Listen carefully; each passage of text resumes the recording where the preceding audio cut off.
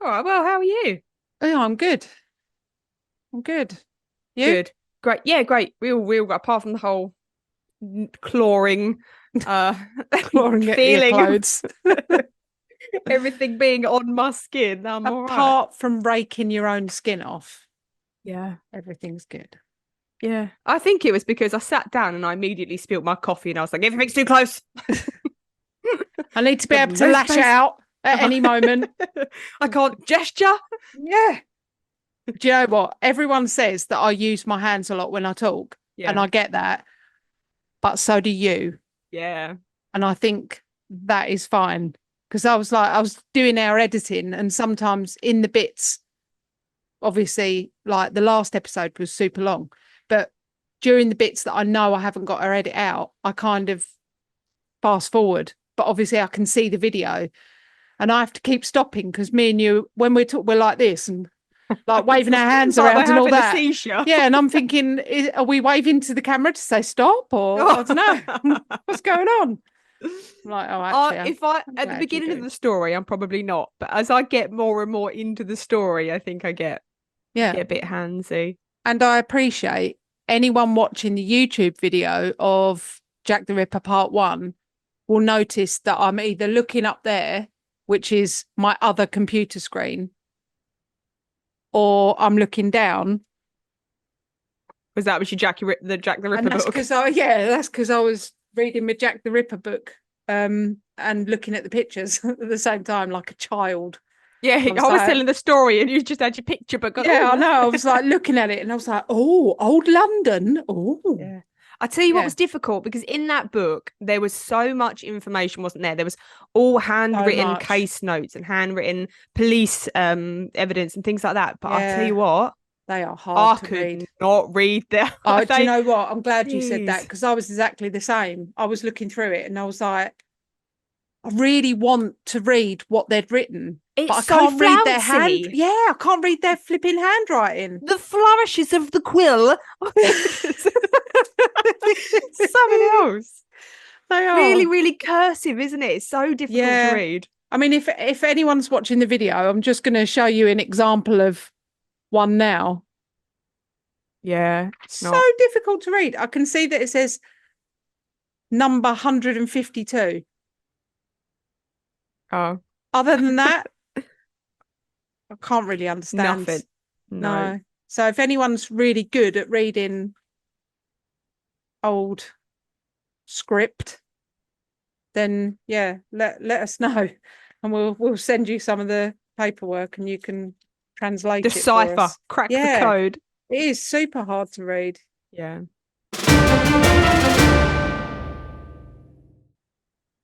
So I have got a random blam. I tell you what, I've Mm. actually got loads of random blams, but I'm going to save them because Oh. while I've been doing this research in this case, Yeah. so many different historical facts have like come to light, and I found them so incredibly interesting that I actually really want to do an episode just on historical Things. things. Yeah, Yeah. because it's so interesting. Like Bloody Sunday and the Oh, whole bloody Sunday. Bloody Bloody Sunday, Sunday. the matchmaking factory strike, and just loads of different things that have been so interesting.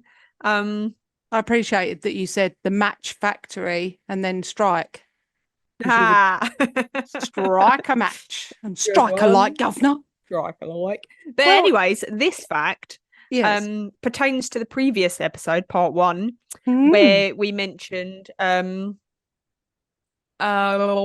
think it was Annie Chapman had the Lambeth workhouse Oh, yeah. petticoat on. And so she was in the Lambeth workhouse, and I explained all about workhouses. So I found out that Charlie Chaplin had resided in a workhouse as a child, and he resided in Lambeth workhouse Oh. as well. Oh, did he? Yes, not at the same time as the Annie Chapman, but Hmm. he resided in 1896. I think Okay. his So not father too had far off, not really. too far, no. Only a matter of His a few years. Yeah, his father had left the family, so his mother was then kind of destitute and had no income, no money, like she was supporting the children. So they had to go to Lambeth workhouse. And then Oh, yeah, so that I found that really interesting. yeah, that is cool. There you go. Fun Um, fact. yeah, fun fact, fun blam. Well, mine is also from the past. But I saw this and I thought, this is so us. I mean, not personally, but it's so our podcast. Um, Chainsaws were first invented to aid childbirth.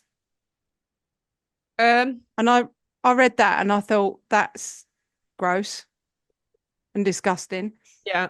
It says chainsaws were developed in Scotland in the late 18th century to help aid and speed up the process of like widening the pubic cartilage and to remove disease-laden bone during childbirth.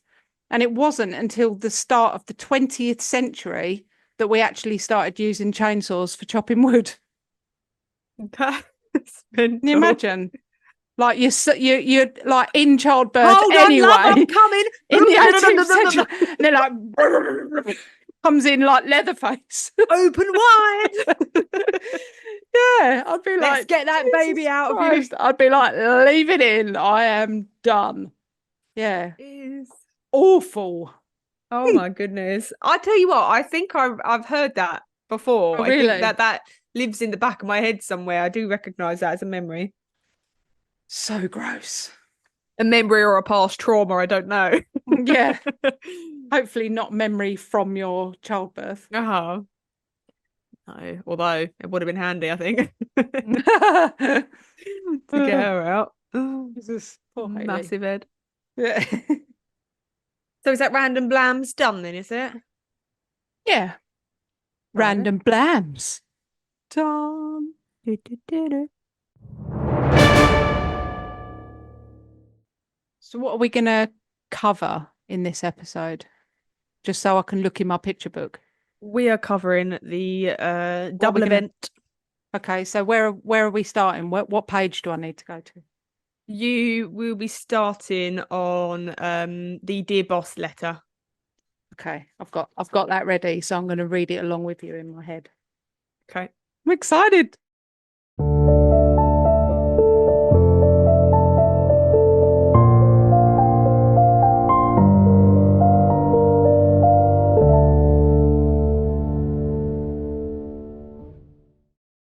Morning.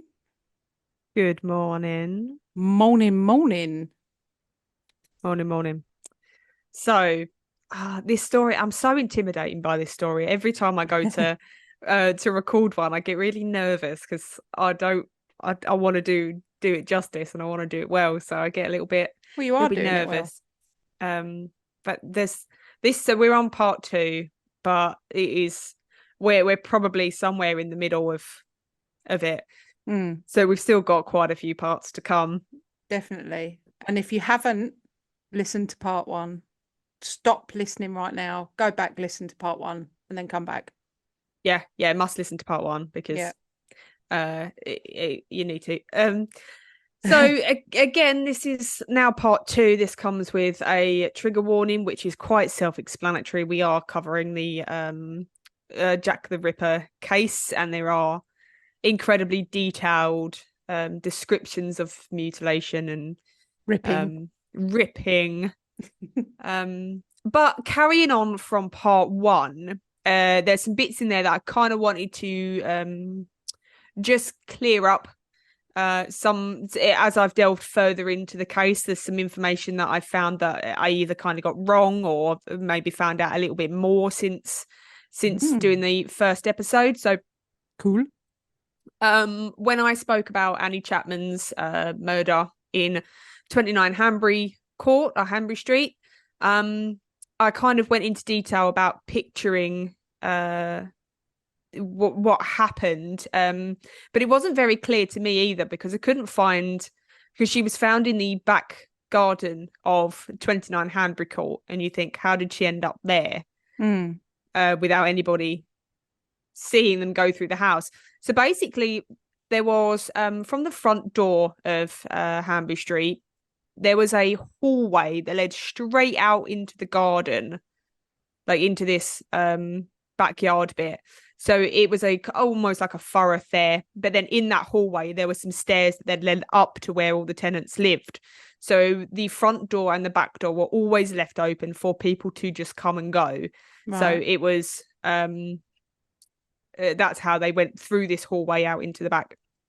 And then out in the garden was the outhouse. So most people were coming out to go to the toilet, and that's where they were found. I also mentioned that it would have been very dark while he was doing all of these things to Annie Chapman, but it was about 5:30, I think I mentioned. So it would have been starting to get light. Just in case there's any ripperologists out there that go, no, it wasn't pitch black. He done it in the daylight. It probably would have been starting to get light. However, the next two murders that he done, dead of night, pitch black. So, you know, everything that I said still stands. It just not in related to Annie Chapman's murder, because it probably was getting a little bit light. Everyone was starting to rouse. Also, London in that time was dirty, scuzzy. There was like smog, and like the air wasn't like, you know, oh, what a lovely clear, nice, more clear morning. Yeah, it wasn't. It would have been like cloudy. There would have been like fires going. Things. It absolutely wouldn't have been a bright, clear day by any stretch of the imagination. It was very dull, very dank, very. Yeah, it would have been like just proper gloomy anyway. Yeah, and this apparently was like the wettest winter they was having, so it was always like rainy, drizzly, and horrible, and the weather was just rank. So I just wanted to clear those few things up, just in case anybody was having a little bit of trouble. So on to part 2. So let's just recap. Oh, I'm not even gonna. Let's just recap everything. Yeah. So in part 1, we covered the murders of Emma Smith, Martha Tabram, Mary Ann Nichols, and Annie Chapman. And then we kind of left it in a bit of a cliffhanger with the police having received the letter addressed to the boss, which they received on the 29th of September. So this is where we're going to carry on from.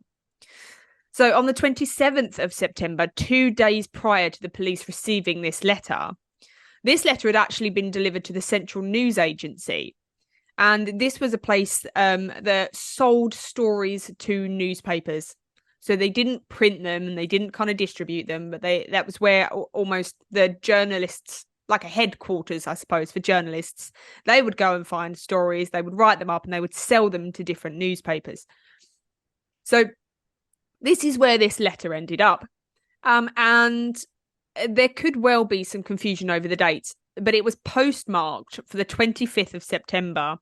And by postmarked, I mean that the date was written on the top of the letter. Like my nan still does. She writes her address at the top, she writes the date that she's written it, and then writes the letter. So this letter had been written on the 25th.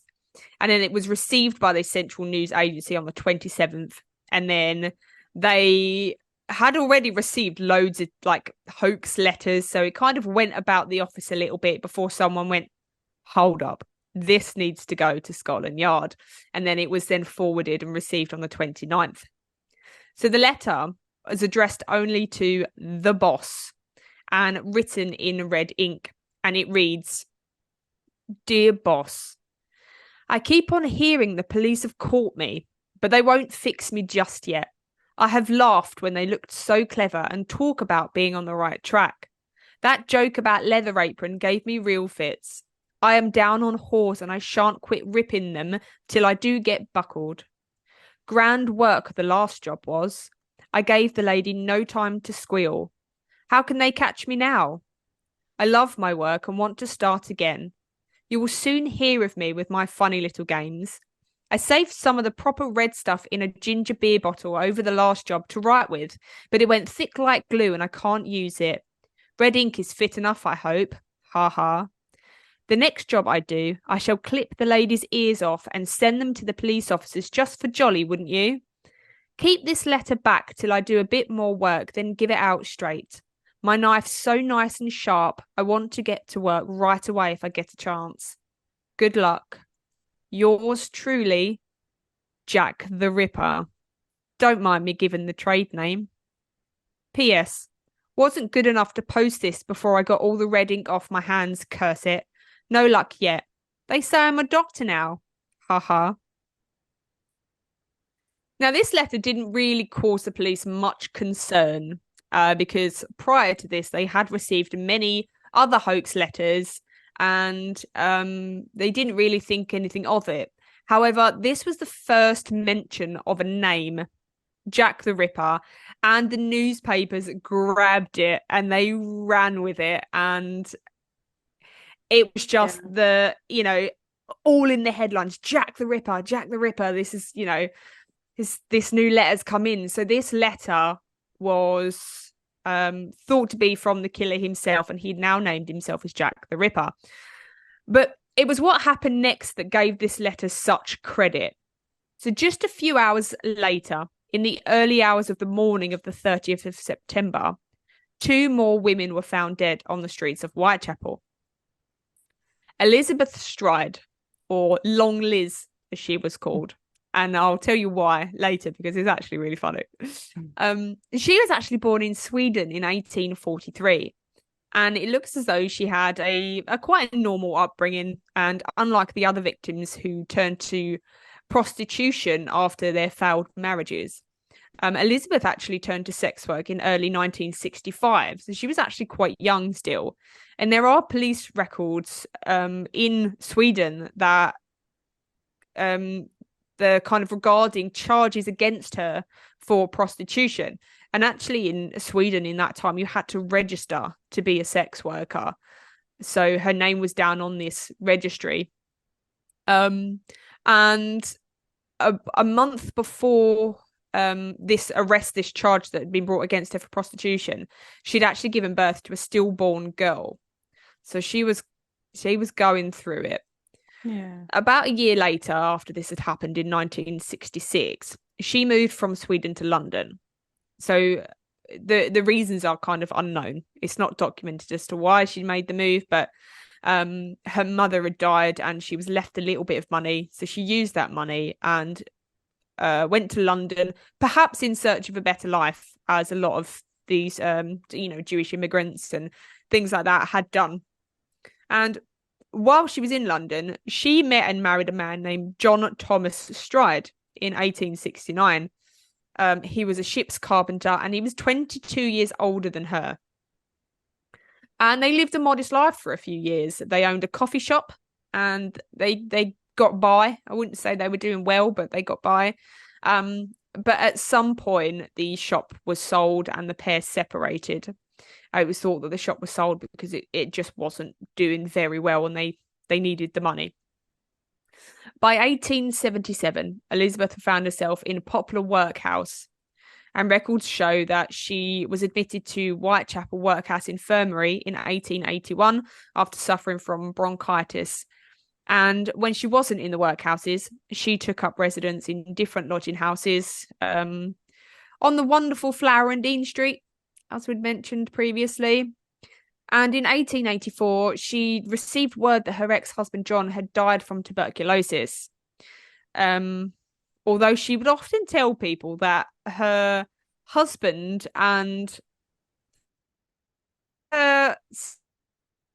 something like 2 of her 9 children had died in 1878 because there was this really like catastrophic boat crash that happened, the Princess Alice boat that sank in the River Thames. And she used to tell people that her husband and 2 of her children had died in this boating accident, and that she had survived it. 2 of her teeth had been knocked out. The rest of her children had survived it.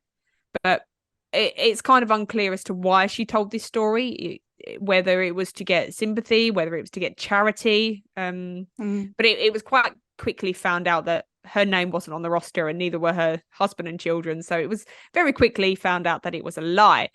But now that her husband was dead, she had no means of income. So Liz found herself on the streets of Whitechapel in order to earn herself just a bed for the night. as had a lot of these women. She was in and out of workhouses and lodgings, and it was on the streets and in these workhouses that she earned her name Long Liz. And as is the British banter, which clearly hasn't changed in all that time, she was called Long Liz purely because her surname was Stride. Oh, a stride is like a long step, isn't it? Yeah. So she was called Long. Just pure British banter. I thought you were going to say because she was like 6'7" or something tall or something, and they're like, "Whoa, she's long." No, just because her surname was Stride, which is hilarious. So now, although she was earning her income via sex work, it wasn't a full-time gig. You know, like I said in the previous episode, these women did it out of desperation. If there was work to be earned by a different means, they absolutely would do that first and foremost.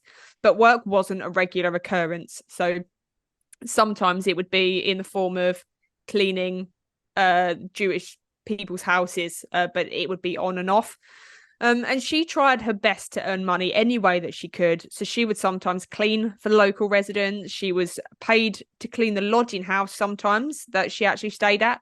And she could sew. So she would often do bits of sewing for people. And the prostitution literally was only used when she had literally no other means of earning money. That must have been the same for like most of the women, mustn't it? It really was. And it's a very common misconception that Jack the Ripper targeted prostitutes.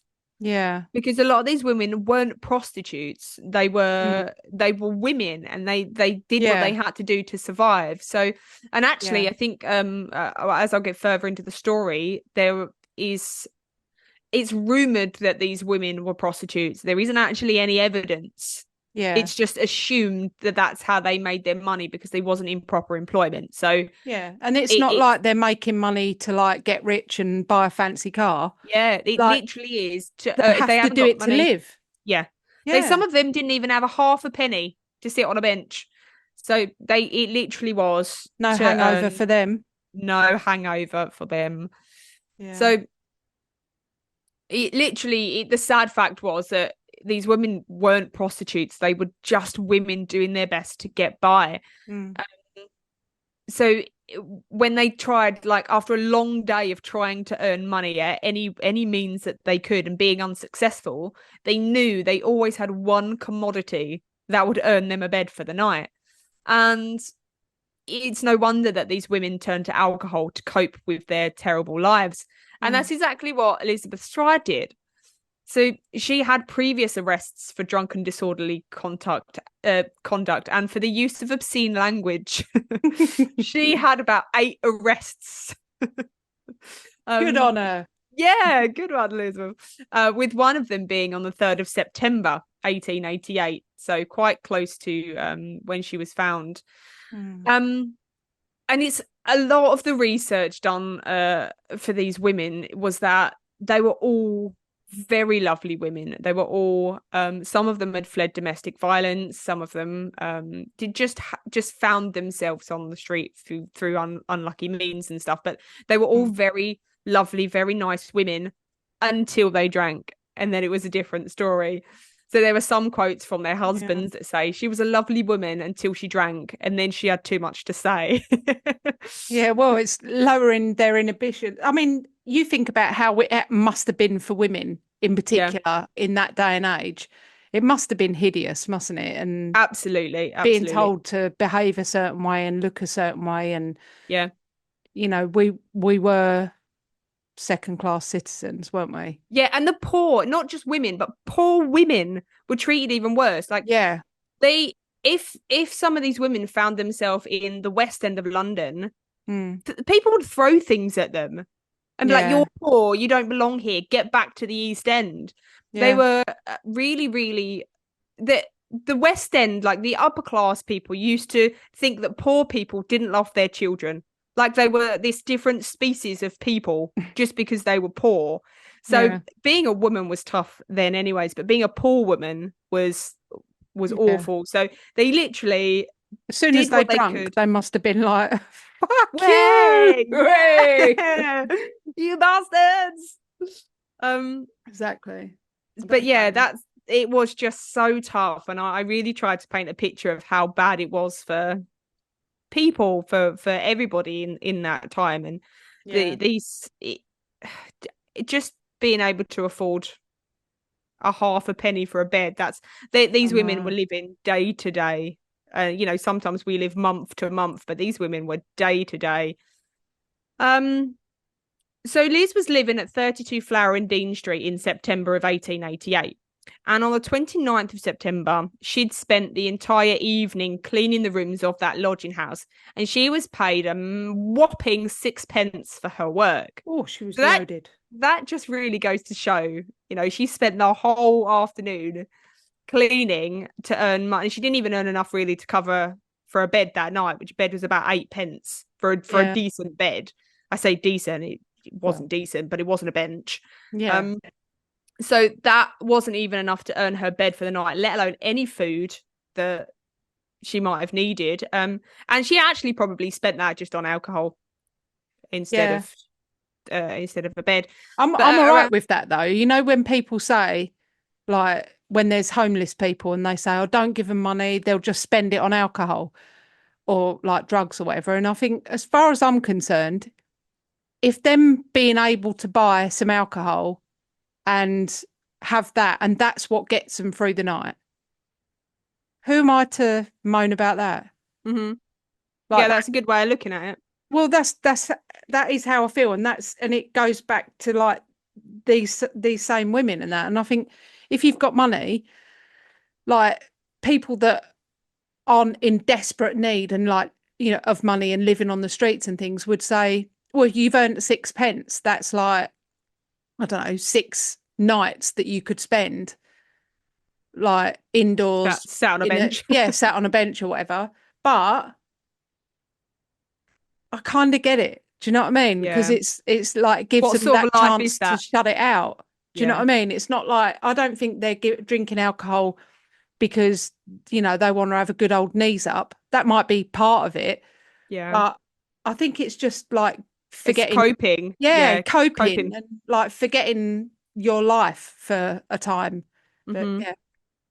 But so at around 6:30 p.m, after finishing her evening of cleaning, she's seen drinking in the Queen's Head pub. She then goes back to her lodgings at around 7:30 p.m, and she's seen impeccably dressed for a night out. Witnesses generally said it looked like she was dressed for a nice night out. And it would seem that she left the lodging house again with the intention of earning herself a little bit of money on the dark, rainy, windy streets of Whitechapel. Throughout the night, Liz is spotted with various different men. The first at 11 p.m, Liz is spotted with a man described as being short, sporting a dark moustache and wearing a billycock hat and morning suit and coat. And the witness says, this is a quote, he was hugging and kissing her, and he seemed to be a respectably dressed man. We were rather astonished at the way he was going on at the woman. Going on at her.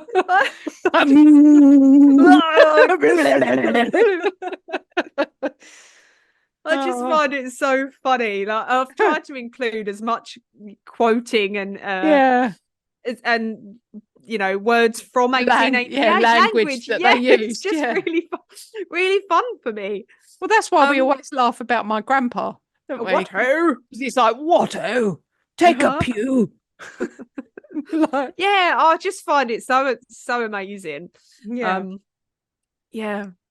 So it was then 2 men that spotted Liz at this time, and they watched the couple. They were huddled in a doorway, going at it, and then from across the road, one of the men kind of lightheartedly kind of chastising him. He literally says, "Watch out, that's leather apron getting round you." And this was enough for the couple to kind of realise that they were being watched and then scarper away to somewhere more private. And as I mentioned in the last episode, this sex work was done on the streets of London mostly. Yeah. Because they didn't have money for a lodging for a bed. So it was done in doorways or in Hanbury street in the backyard of someone's house. Yeah. So they then scarpered. And at 11:45, Liz is seen by a different witness with a man, and this man was described as wearing a short black cutaway coat and a sailor's hat. The couple were kissing and carrying on, and the witness hears the man say to Elizabeth, "You would say anything but your prayers." And at 12:35, Liz is seen yet again, this time by Police Constable William Smith. And he sees Liz with a man on, I think it's Berners Street, opposite the International Working Men's Educational Club, which I believe is a Jewish club. The man is described as being about 28 years old, wearing a dark coat and a dark deerstalker hat. He is carrying a parcel approximately 6 inches high and 18 inches in length, wrapped in newspaper, which is quite a big parcel to be carrying at 12:35 at night. And the police constable saw nothing really out of the ordinary or any reason to intervene, so he carried on his beat. There's also a report of a man seeing Liz with another man. I couldn't really gather a time, but it was around this time, around sort of 12:35, maybe 12:40. And this witness says that he hears Elizabeth say, "No, not tonight, maybe some other night." That there's been in some reports, people saying that perhaps that wasn't Liz. It could have been a mistaken witness, but it was around the same sort of time. And then 10 or so minutes later, Liz is seen again by a man named Israel Schwartz. And he said he saw a man who had been walking slightly ahead of him. And this man stopped and spoke to Liz. And Liz was standing in the entrance of Dutfield's yard, which was off of Berners Street. Although he didn't know it was Liz at the time. And he actually afterwards came forward and said, yes, that was Liz. So after a short interaction, the man pulled Liz into the street and kind of turned around and threw her down onto the ground. And Israel Schwartz said that he heard Liz scream 3 times, but not loudly. Israel then saw another man nearby lighting a pipe, and he quickly then left the scene because he thought, oh, there's going to be trouble about, and I don't want to be part of that. So he then left the scene. At around 1 a.m, a steward of the gentleman's club that I mentioned earlier, by the name of Louis Diemschutz, was returning. Diemschutz. He was returning to Dutfield's yard on his horse and 2-wheeled barrow. Different sources say it was a horse. Some say it was a donkey. It was a 4-legged animal pulling a cart. And so Dutfield's yard was off of Berners Street. So Berners Street, there's a row of shops, and then there's a little alleyway which went into Dutfield's yard, and it was just like a yard which was enclosed by different things. So he then returned to Dutfield Yard on his horse and barrow, and he steered his horse into the passageway onto Berners Street and was stopped in his track when his horse refused to go any further into the yard. His horse was unusually unsettled and skittish and was kind of trying to go somewhere else, trying to go around, but didn't really know where to go. And Louis looked down at the ground to see what was scaring his horse, and he saw in the dark of the night a bundle of clothing. So he took his horsewhip, and from where he sat atop his little cart, he prodded the bundle. He kind of tried to scoop it up out of the way with the end of his horsewhip, but he wasn't able to ascertain kind of what it was. So he hopped down and he took a match out of his jacket and lit it in front of his face to kind of get a little bit of a better look, because it was pitch black. There was no street lights. So the only thing that he had to light up what this thing was in the path was this little match. The dim light of the match cast a grisly shadow over the body of a woman lying on the floor. So he immediately ran into that working men's club that was nearby, where his wife had actually been drinking, and he ran in there to check that she was okay. And the club was packed with people. So that evening, it had played host to a free talk called Why Jews Should Be Socialists. It was a Jewish club and it was packed full of people. And once the talk had finished, a lot of the patrons had stayed behind to socialize and sing, and also to stay out of the rain because it was a horrible night. So all of these patrons, they saw him run in and he was like, my wife, my wife. And they said to him, your wife's fine. You know, what's the problem? And he says, there's a woman lying in the yard, but I cannot see whether she's drunk or dead. He then grabs a candle and he was joined by two other men before they headed back out to get a better look. And in the light of the candle now, the men could see quite clearly the limp body of a woman, blood still oozing from a single wound to her neck, collecting in a pool that ran towards the front door of the men's club. Her body was still warm to the touch. The people of the working men's club ran kind of in every direction to get help. So police frequently they walked the area, so there was always a policeman nearby, and they managed to get the police and the doctor as well arrived 10 minutes later, and it was good old Dr. Bagster Phillips. And Bagster Phillips was at most of the scenes. There's one scene where he wasn't called because it was out of his jurisdiction, but he was still there when the autopsy was conducted. So he was there at all of these murders.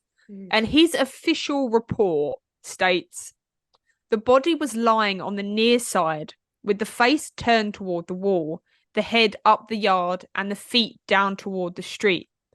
Her left arm was extended, and there was a packet of, I don't know how to pronounce this, but it says cahoos, which were either throat sweets, breath mints, something like that, in her left hand. The right arm was over the belly. The back of the hand and wrist had on it clotted blood. The legs were drawn up with the feet close to the wall. The body and face were warm and the hands cold. The legs were quite warm. The deceased had a silk handkerchief around her neck, and it appeared to be slightly torn. I have since ascertained it was cut. This corresponded with the right angle of the jaw. The throat was deeply gashed, and there was an abrasion of the skin about 1¼ inches in diameter, apparently stained with blood under her right brow. So her throat was cut, and she also had a mark on her face.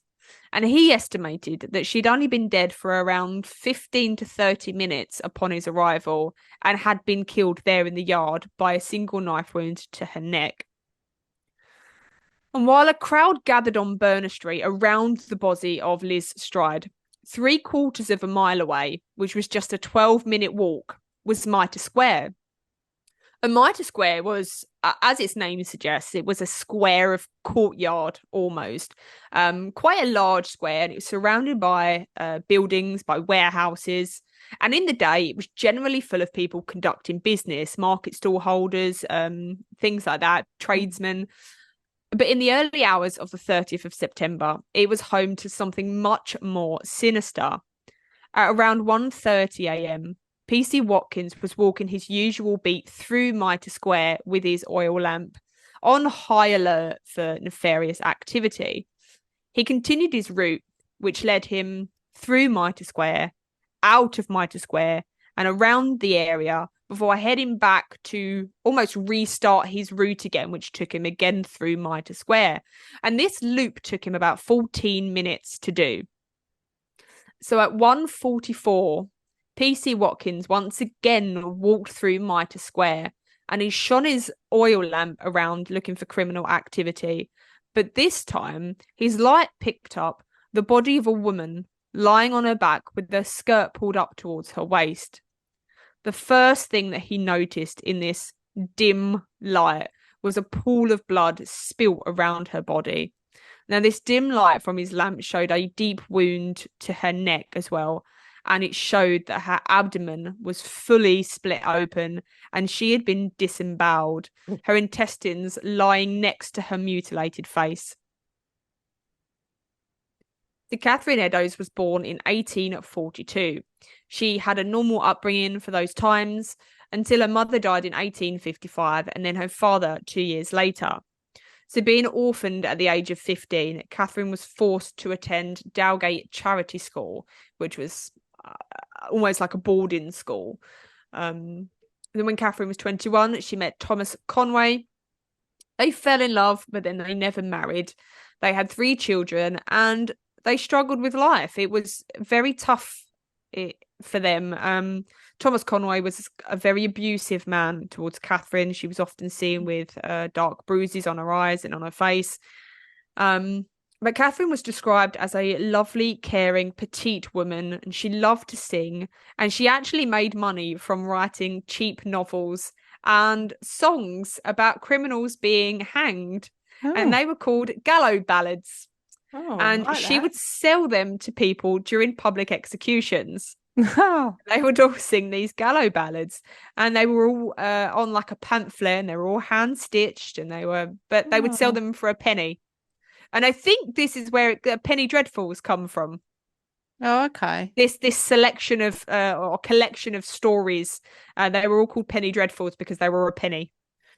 Brilliant. And they were dreadful. And they were dreadful. Yeah. But a famous penny dreadful, it's oh gosh, the name's just flown out of my Sweeney Todd. Oh, brilliant. Okay. That started as a penny dreadful, and that is one of the most famous penny dreadfuls out there. Yeah, that's a great story. Fun fact for your random blam in the middle of the random blam. episode. Go. So that's how she and Thomas Conway made their money. However, when public hangings were abolished in 1868, the couple now had no means of earning their living. They both sank into a depression and turned to alcohol. And as I said, he was very abusive. I've read in 2 separate I say 2 separate. I've read 2 different sides. I read that Thomas Conway was very abusive to Catherine because he was an alcoholic, but I've also read that he was a teetotaler and never drank. But regardless, he was very abusive to her, and the couple split in 1881. Thomas said it was because of her drinking. Other people said it was because he used to beat her and she fled. Whatever the means, she ended up in Cooney's lodging house at 55 Flower and Dean Street in Spitalfields. And while staying at this lodging house, she met an Irishman by the name of John Kelly, and they remained together for the next 7 years. And it was during those 7 years the pair struggled financially to survive. You know, they generally weren't. Oftentimes they didn't stay together because they couldn't afford to stay together, so they were often apart. Oftentimes they would pawn their own clothing just to get money for a bed that night. Can't even imagine how bad it must have been. Yeah. Catherine sometimes slept rough, or she would actually try and borrow money from her now grown-up children, who were quite frankly sick of her and her alcoholism, and they didn't get on with her, and they kind of dreaded, oh, mum's come up to see me, she's going to want some money. It was that sort of thing. Aww. So research says that it is likely that Catherine took up occasional prostitution in order to survive. However, there was no evidence to suggest that she did. Most of her acquaintances said that she did not work the streets and was often back in the lodgings and in bed by 10 p.m. So it's just heavily assumed that that's what she did to survive. So let's end the stigma. Let's say that she was not a prostitute. Yeah. Catherine Eddowes was just a woman that struggled. She was a woman. Yeah. In the summer of 1888, John Kelly and Catherine went to Kent. And they went for the hop picking season, which happened every year. And they generally went every year. And I'll tell you a bit more about that in a second. But they had no money to get to Kent. How do you think they got to Kent, Kate? Well, I suppose the only mode of transport that they had would have been their feet. They walked 40 miles That's horrendous. Just imagine being so desperate that you walk 40 miles 40 um miles to actually work then, like just to physical go, work. yeah, just to go Gee. and work in the fields.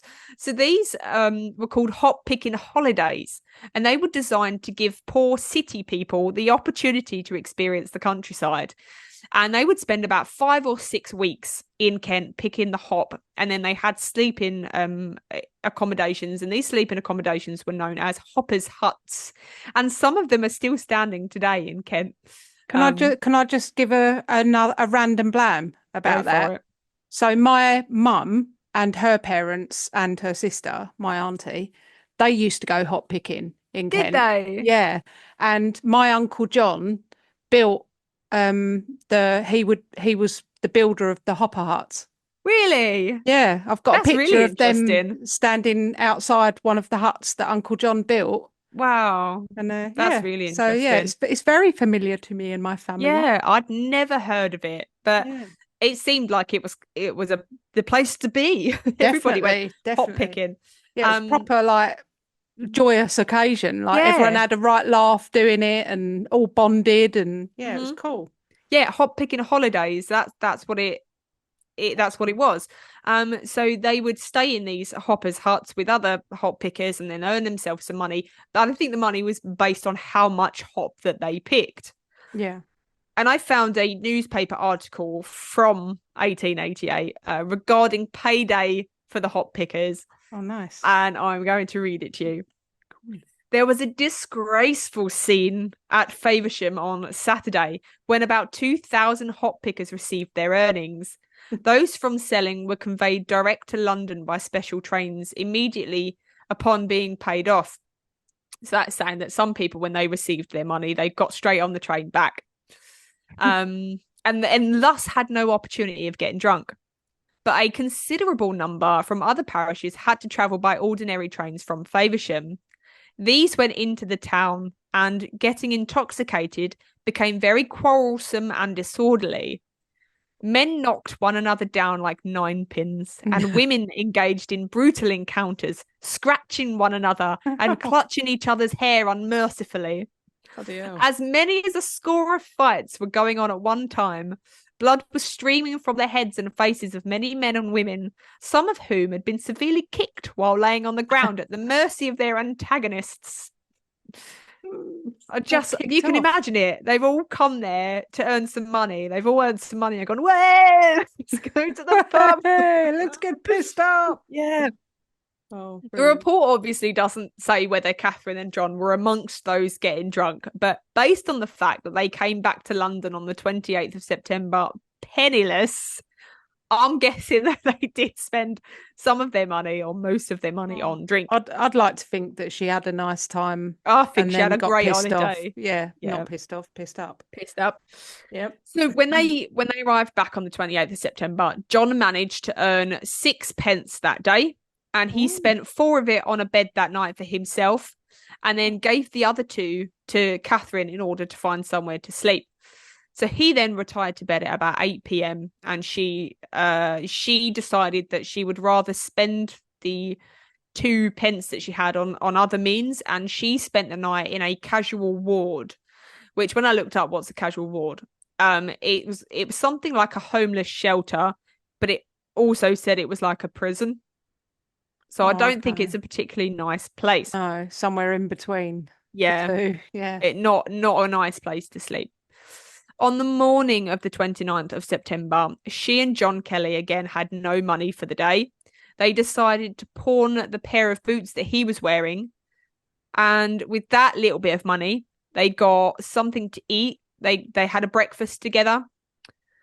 Imagine he's now got nothing on his feet. That's it. He's got to walk around with nothing on his feet. Yeah. So, but with that boot money, they got some food. And now once they'd had their food, they had no money. So she decided that she was going to go and visit her daughter to try and borrow some money from her. However, Catherine was found by a police officer later that evening at around 8:30 p.m. and just lying drunk on the floor. So I don't know what happened. She didn't go and see her daughter. I've been She there. Yep, just found incredibly intoxicated. So PC Frederick Robinson stood her up, but she was so drunk that she just fell straight back to the floor. So with the help of another officer, they both took Catherine to the local police station and popped her in the cell. So she was detained there until sober enough to leave. And it was here that she reportedly told the officer. Again, I've read this in various sources. She either said this quote at the casual ward where she spent the night before, or she said it at the police station. But regardless, this is something that she said to somebody.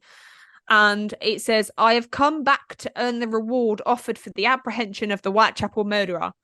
I think I know him." So the police officer warned her to watch out, or the killer might murder her too. And she replied, "Oh, no fear of that." And I mentioned in part one that it might have been Annie Chapman that said this, but I think it was actually Annie Chapman and Catherine Eddowes. Annie Chapman said it in the kitchen of her lodging house, and Catherine Eddowes again, because it was just common talk. Everyone spoke about this killer, the Jack the Ripper that was on the street. So it was quite common for everybody to talk about. But so she did mention the collecting a reward for turning in Jack the Ripper. So I'll just quickly mention the Whitechapel Vigilance Committee. Couldn't say that word. So this was set up. It was nearly another. What was it? Facade or yeah, something like that. Something like that. So the Whitechapel Vigilance Committee. And this was set up shortly after Annie Chapman's murder, and it was set up by local businessmen. And it was led by a local builder named George Lusk, and he was the chairman of the committee.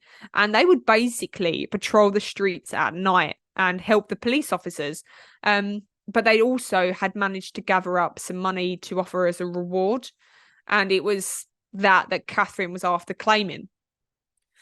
So anyways, she was in this cell now, detained because of her drunkenness. And she was in the cell for only a few minutes before she fell asleep. She woke up around 12:30, and a police officer said that she woke up and she was just softly singing to herself. But after she woke up, she asked the police officer when would she be released, and he replied, "When you are capable of taking care of yourself." So at around 1 a.m. in the early hours of the 30th of September, Catherine Eddowes was released back out onto the streets of London. And as she leaves, she asks the police officer, "What time is it?" And he says, "It's too late for you to get anything to drink." And she says, "I shall get a damn fine hiding when I get home." And he says, "And serves you right. You had no right to get drunk." He then pushes open the swinging door of the police station and says, "This way, missus, and please pull it too." And Kate says, "All right." And as she waves goodbye, she says, "Goodbye, old cock." Like an absolute lad. Yeah. Bye, old cock.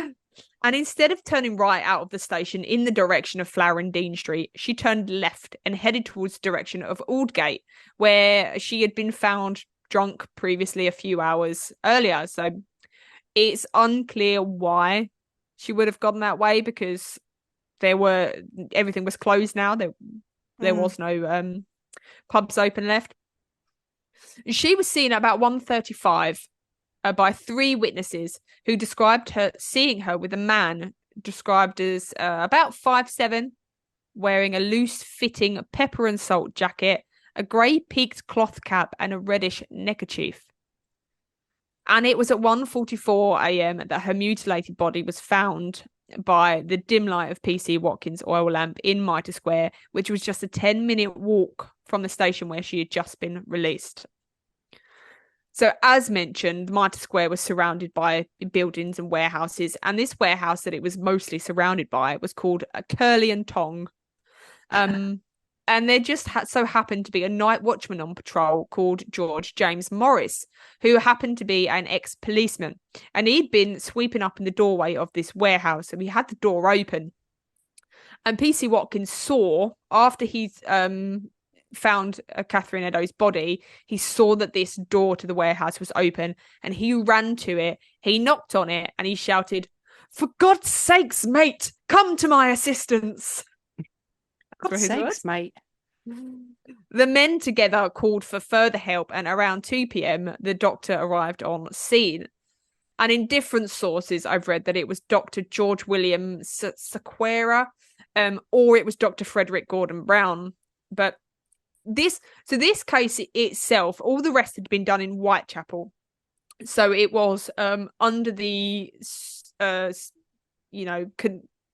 can't think of the word, it was under a different jurisdiction. Oh, okay. Whereas this one in Mitre Square actually fell under a different jurisdiction from the ones who were doing the Ripper case at the moment. Right. So I think that's why a different doctor came, and it wasn't Baxter Phillips straight away. But this is the initial observation that the doctor found. The body was on its back, the head turned to left shoulder, the arms by the side of the body as if they had fallen there, both palms upwards, the fingers slightly bent. A thimble was laying off the finger on the right side. The clothes were drawn up above the abdomen. The thighs were naked. Left leg extended in a line with the body. The abdomen was exposed. Right leg bent at the thigh and knee. Body was quite warm. No death stiffening had taken place. She must have been dead, most likely within the half hour. So she was actually killed somewhere between 1:35 a.m. and 1:44 a.m. in a 9-minute window. Let me go into detail about the injuries that Catherine sustained in those possibly 9 minutes or less. Brace yourselves. Brace yourselves. I'm going to read the post-mortem as it was written in 1888. Okay, so it might be a little bit difficult to comprehend. So what I'll do is I'll afterwards, go after it in layman's terms. But I wanted everybody to hear this post-mortem that was written in 1888. I made a post-mortem examination at 2:30 on Sunday evening. Rigor mortis was well marked, body not quite cold, green discoloration over the abdomen. After washing the left hand carefully, a bruise the size of a sixpence, recent and red, was discovered on the back of the left hand between the thumb and first finger. A few small bruises on the right shin of older date. The hands and arms were bronzed. No bruises on the scalp, the back of the body, or the elbows. The face was very much mutilated. There was a cut about 1/4 of an inch through the lower left eyelid, dividing the structures completely through. The upper eyelid on that side, there was a scratch through the skin on the left upper eyelid near to the angle of the nose. The right eyelid was cut through to about 1/2 inch. There was a deep cut over the bridge of the nose, extending from the left border of the nasal bone down near the angle of the jaw on the right side of the cheek. This cut went into the bone and divided all the structures of the cheek, except the mucous membrane of the mouth. The tip of the nose was quite detached by an oblique cut from the bottom of the nasal bone to where the wings of the nose join onto the face. A cut from this divided the upper lip and extended through the substance of the gum over the right upper lateral incisor tooth. About 1/2 inch from the top of the nose was another oblique cut. There was a cut on the right angle of the mouth, as if the cut of a point of a knife. The cut extended 1.5 inches parallel with the lower lip. There was on each side of the cheek a cut which peeled up the skin, forming a triangular flap about 1.5 inches. On the left cheek, there were 2 abrasions of the epithelium under the left ear. The throat was cut across to the extent of about 6 or 7 inches. A superficial cut commenced about 1.5 inches below the lobe and about 2.5 inches behind the left ear, and extended across the throat to about 3 inches below the lobe of the right ear. So essentially it went from ear to ear. The big muscle across the throat was divided through on the left side. The large vessels on the left side of the neck were severed. The larynx was severed below the vocal cord.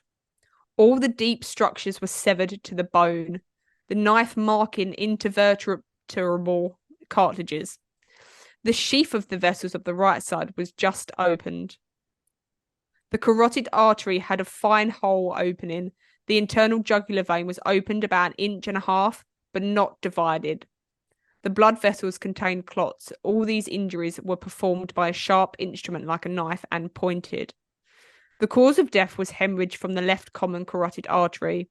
The death was immediate, and the mutilations were inflicted after death. Thank God. It's not finished. We examine the abdomen. The front walls were laid open from the breastbones to the pubes. The cut commenced opposite the ensiform cartilage. The incision went upwards, not penetrating the skin that was over the sternum. It then divided the ensiform cartilage.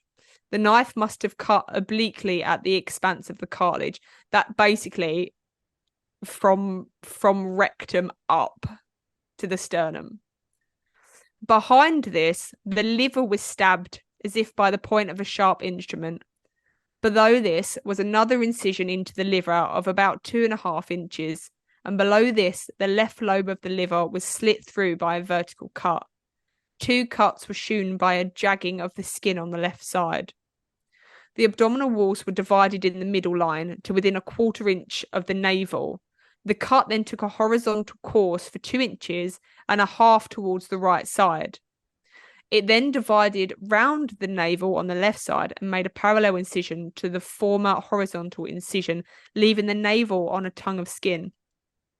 As I mentioned in the first episode, it went straight down and then around the navel and then straight down again. Attached to the navel was 2.5 inches of the lower part of the rectus muscle on the left side of the abdomen. The incision then took an oblique direction to the right and was shelving. The incision went down the right side of the vagina and rectum for 1/2 inch behind the rectum. There was a stab of about 1 inch on the left groin. This was done by a pointed instrument.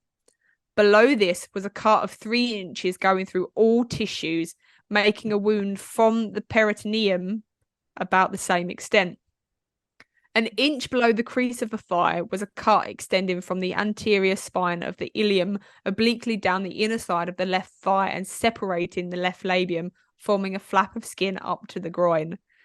The left rectus muscle was not detached. Don't pass out. Oh, God. There was a flap of skin formed by the right thigh, attaching the right labium and extending up to the spine of the ilium. The muscles on the right side inserted into the frontal ligaments were cut through. The skin was retracted through the whole of the cut through the abdomen, but the vessels were not clotted. Nor had there been any appreciable bleeding from the vessels. I draw the conclusion that the act was made after death, and there would not have been much blood on the murderer. The cut was made by someone on the right side of the body, kneeling below the middle of the body. I removed the content of the stomach and placed it in a jar for further examination. There seemed to be very little in it by the way of fluid or food. But from the cut end, partially digested food escaped. The intestines had been detached by a large extent from the mesentery. And the mesentery is that little bit of, I say little bit of skin. It's like quite tough, sinewy skin that attaches the intestines to the skin or to the wall of the muscle. Sorry. About 2 feet of the colon was cut away. Oh. Right kidney was pale, bloodless, with slight congestion of the base of the pyramids. There was a cut from the upper part of the slit on the undersurface of the liver to the left side, and another cut at right angles to this, which were about 1.5 inches deep and 2.5 inches long. The liver itself was healthy. The gallbladder contained bile. The pancreas was cut, but not through. On the left side of the spinal column, 3.5 inches of the lower border of the spleen by 1/2 inch was attached only to the peritoneum.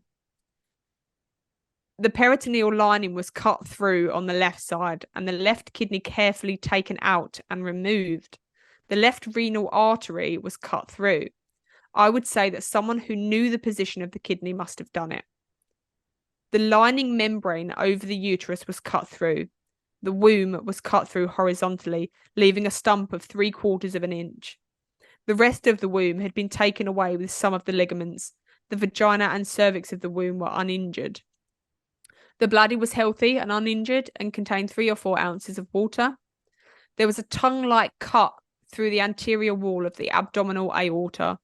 The other organs were healthy. There were no indications of connection. I believe the wound in the throat was first inflicted. I believe she must have been lying on the ground. The wounds on the face and abdomen prove that they were inflicted by a sharp-pointed knife and that in the abdomen by one 6 inches or longer.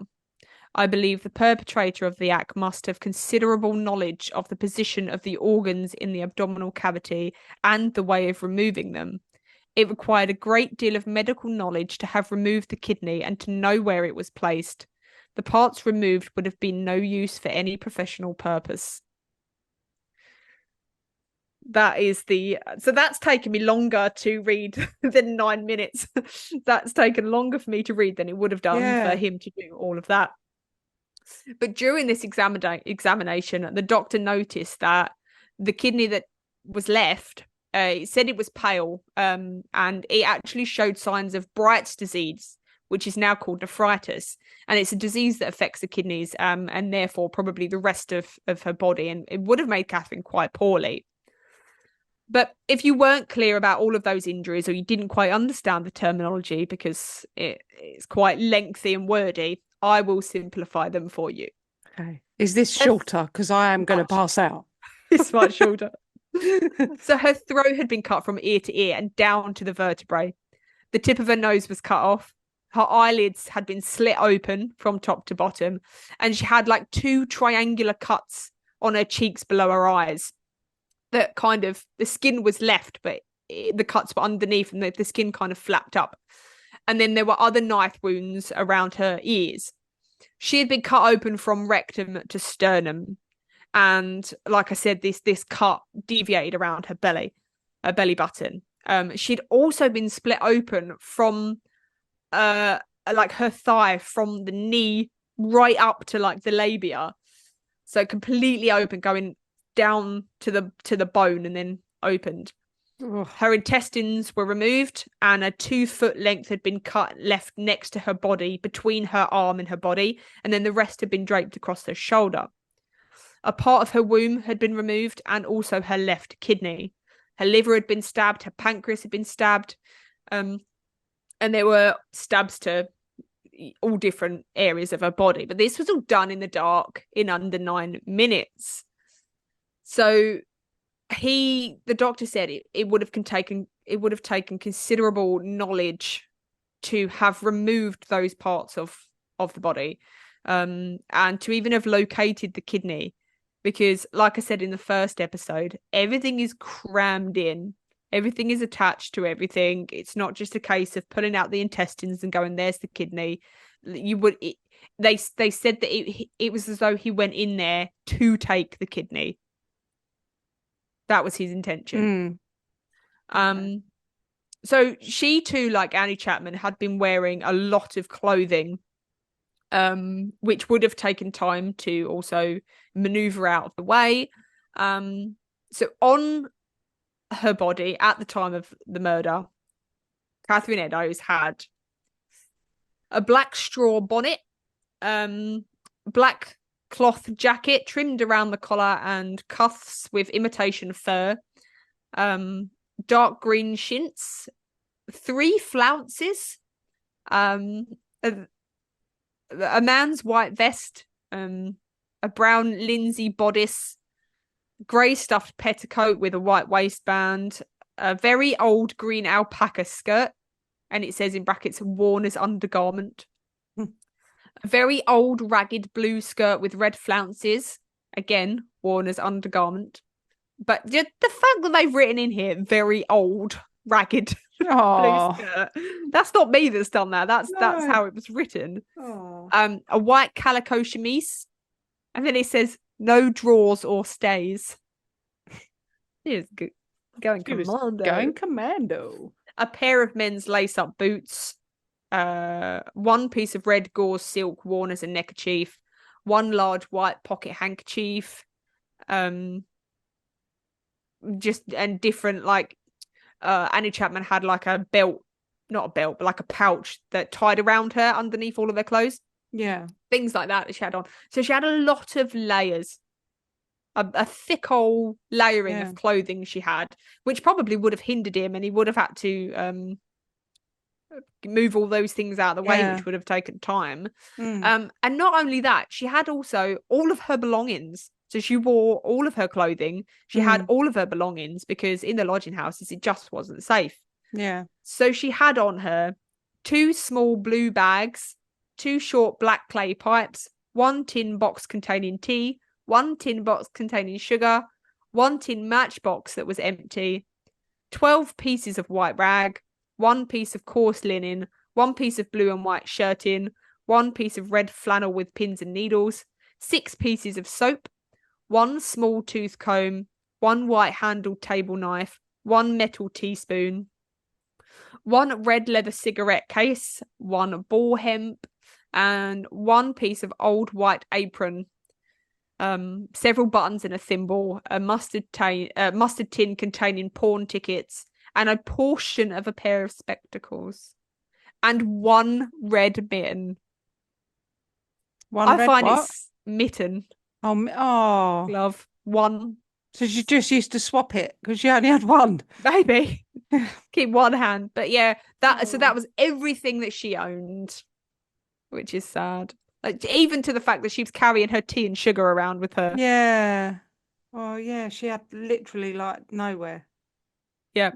And when the autopsy was being performed, and they had to remove all of this clothing to be able to then wash her body down, as they started taking off all these layers of clothing, a piece of her ear fell out.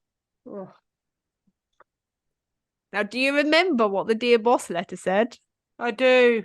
The next job I do, I shall clip the lady's ears off and send the police officers just for jolly.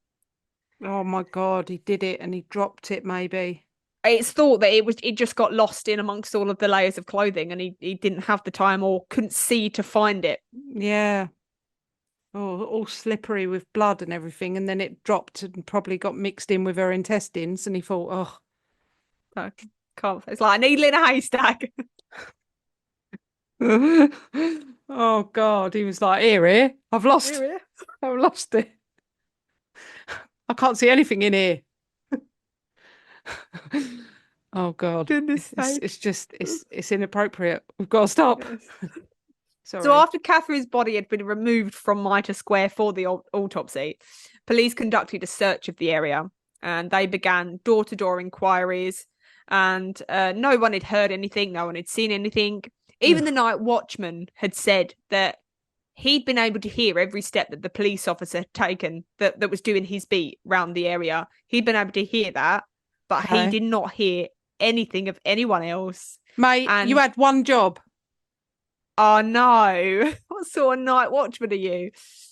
He said he absolutely would have seen if someone had been carrying a lantern by which to commit a murder. It was him then. It was him. At 2:55 a.m., around about 3 a.m., police actually, while they was on their door-to-door inquiries, they found a blood-stained piece of Catherine's apron, which had been torn off. And it was found at about 15 minutes walk away from Mitre Square. And it was then found to perfectly match the section that was missing from Catherine's apron. But where it was found, in like a little alcove doorway type bit, written in chalk on the wall above it, there was a message.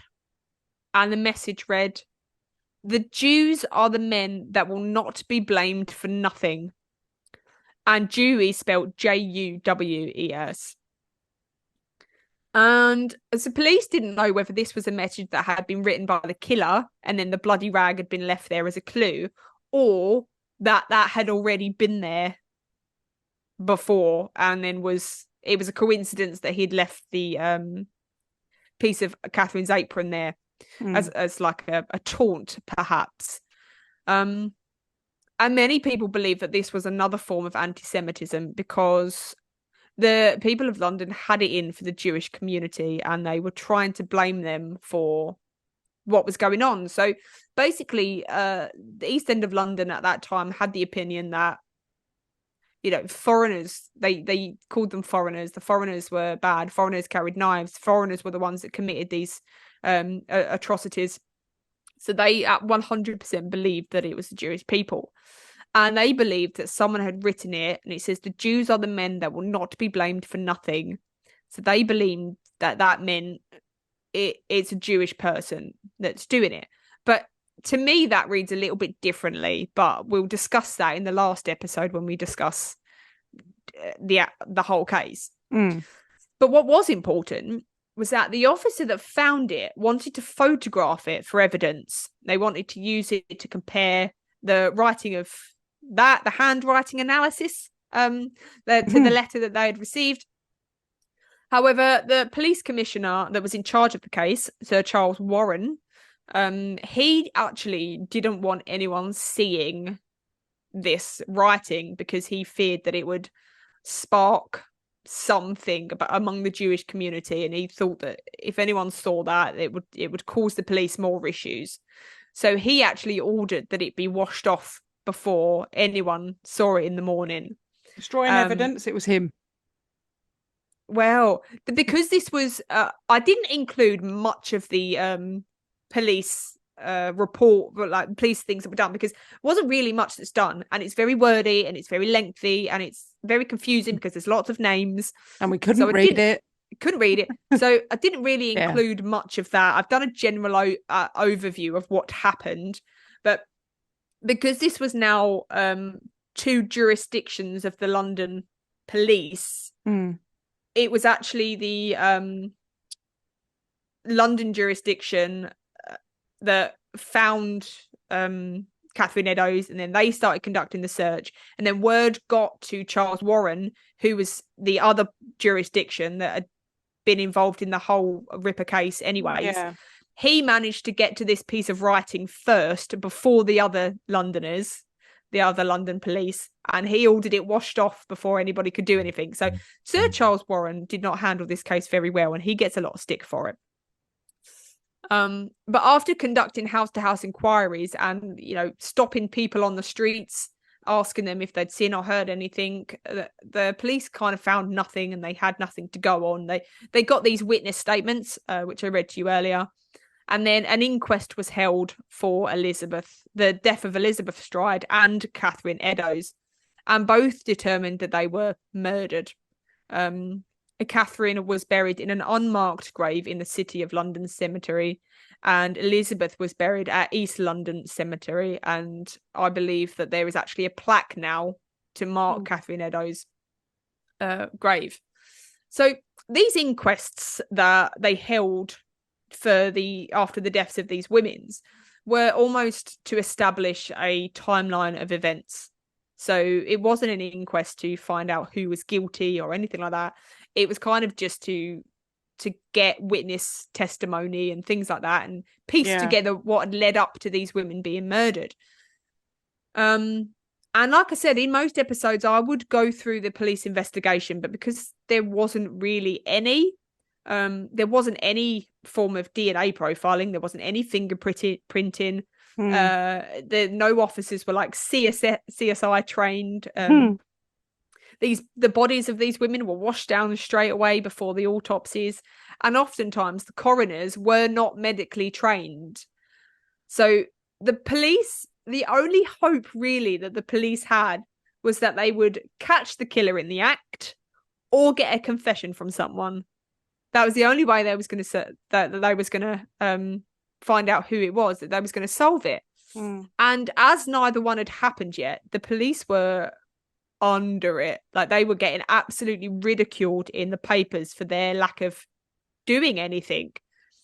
And so after the police received the Dear Boss letter, it had been published in many newspapers, and from what I can see, it was actually published the morning of Elizabeth Stride and Catherine Eddowes' murders, so the morning of the 30th of September. And it was published then along with information of the most recent murders of Elizabeth and Catherine.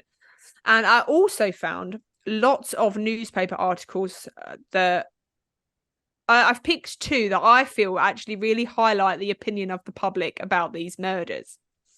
So the first one reads, "The East End is in a state of panic. The word excitement does not adequately convey an idea of the mental condition of the vast body of persons of the lower class living in the neighbourhoods of Commercial Street, Fenchurch Street and Aldgate. The two murders committed on Saturday night in Berner Street and Mitre Square Street, within 10 minutes' walk of each other, have had such an electrifying effect upon the residents of the localities as even to paralyse business. Only a cursory visit to the neighbourhood suffices to show this. In Fenchurch Street, in Mitre Street, in Mitre Square, crowds of men and women stand and discuss the horrible details of the fiendish crimes. In Commercial Street and along Berner Street are large knots of people eagerly anticipating every movement of the police who patrol the vicinity." So that just goes to show how that was what people was talking about. Yeah. Every day. And the next one is an extract from a much longer article, but it sums up how the police were handling these murders.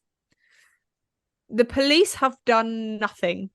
They have thought of nothing, and in their detective capacity, they have shown themselves distinctly inferior to the bloodhounds which a few years ago in the provinces tracked the mysterious murderer of a little girl to his doom.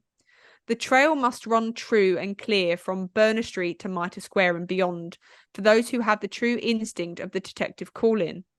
None of the accepted apologies for the shortcomings of the force will cover their repeated failure in these extraordinary cases. The inadequacy of their numbers, though it is absolute in regard to the metropolitan district taken as a whole, is but relative in regard to the limited area which is the scene of these crimes." So they're like, "You've got enough people to cover this, mate." It's You're hard saying though, you isn't haven't it? got. Because I do kind of side with the police. Like, what could they have What could they have done? really have done? They Yep. were so out of their depth. Yep.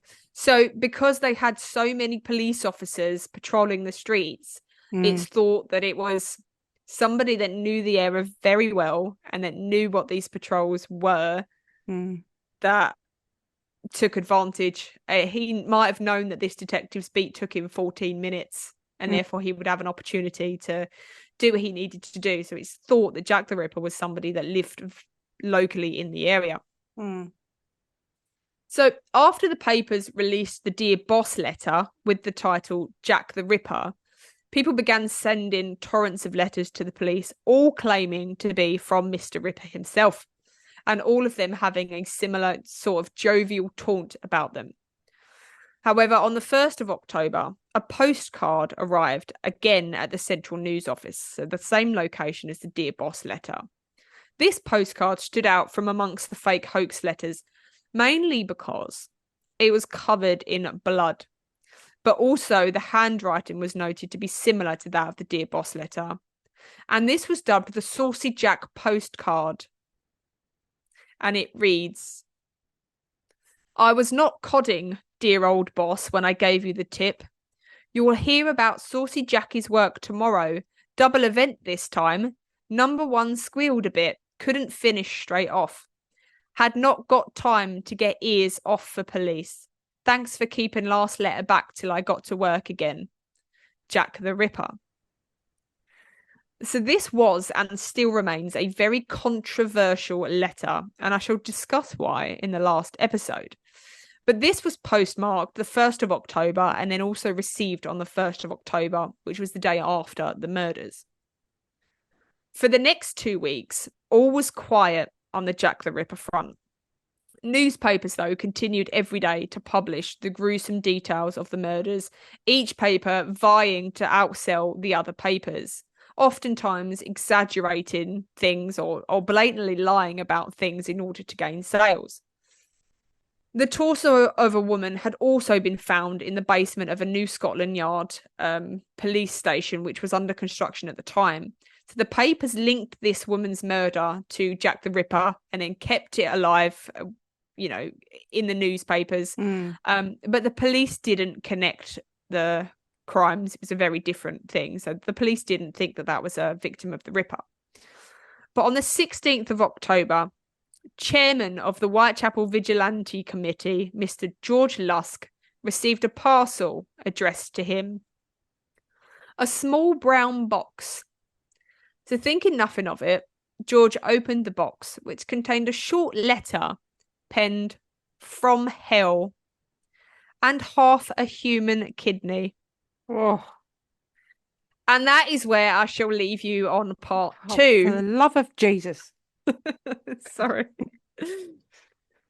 So there is still a massive amount to cover in part 3, so don't worry.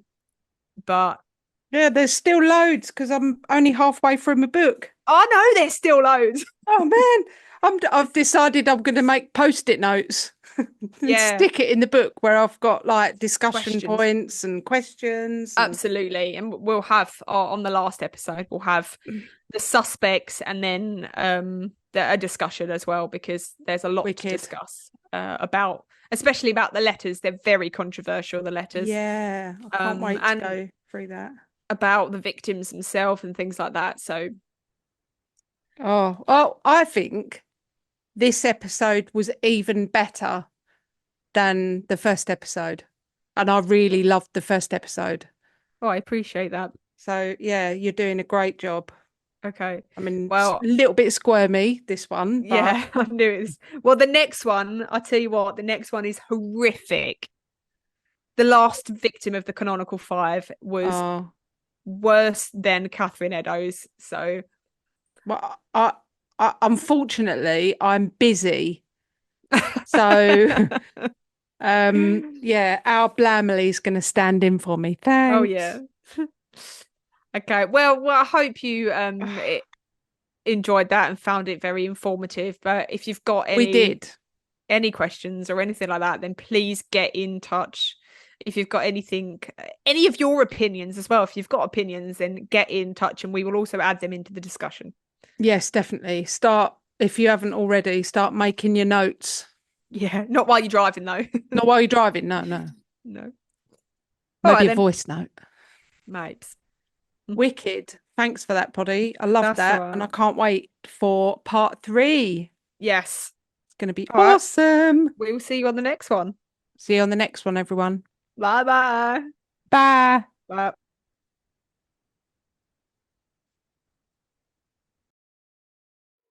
If you have enjoyed listening to our episodes, make sure you rate us and leave us a review on whatever platform you are listening. We absolutely love hearing from you guys. So you can also help support our show by donating to our Buy Me a Coffee link. We will make sure that you get a massive shout out and a big thank you in our next week's episode. You can also follow us on social media at Perplexed Podcasts. We're on Facebook, Instagram, and if you want to see more videos and blooper reels, subscribe to our TikTok and YouTube channels. You can also email us your stories at perplexedpodcasts@gmail.com. And you can find all the relevant links in the episode descriptions.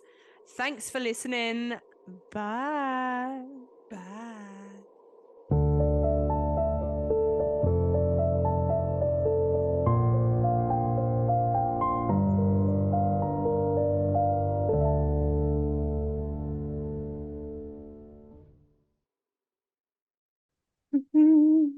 As he sits at the back door and he sounds like a moose and he goes, it's interesting that you should say moose and not cow. No, it doesn't sound like a cow. No. He doesn't say moo. He goes, moo.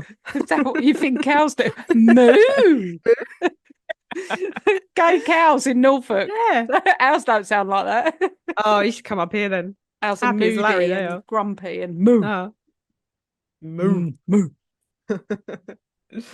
No.